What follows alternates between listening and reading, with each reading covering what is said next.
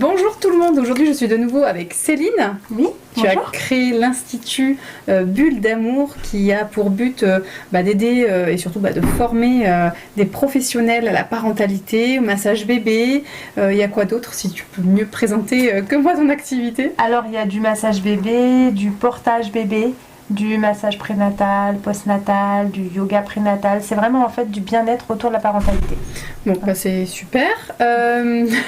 Aujourd'hui, on va faire un petit focus sur la formation de portage physiologique. Ouais. Combien de temps dure la formation?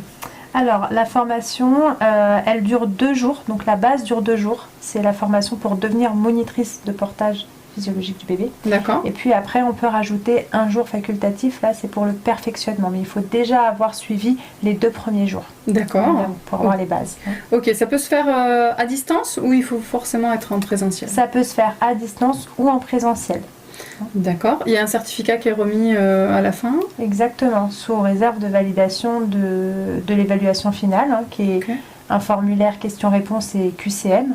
À la fin, effectivement, on peut avoir le certificat donc, de monitrice de portage bébé. Est-ce qu'il y a une partie d'examen qui est faite physiquement, où on voit la personne nouée?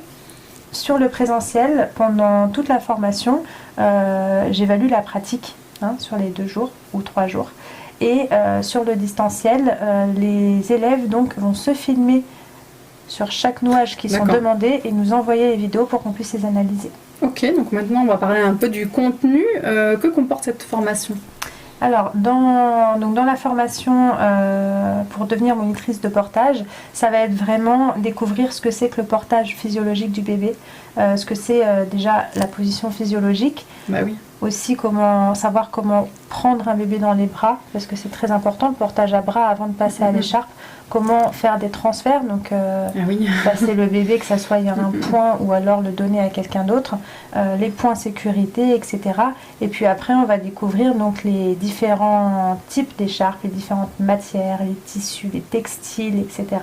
Et des nouages qui seront adaptés en fonction des besoins du bébé, que ce soit des bébés plutôt petits qui vont avoir besoin de contenance ou qui seront un peu plus grands, on utilisera peut-être des nouages un peu plus suspendus parce qu'ils auront plus de compétences d'agrippement, etc.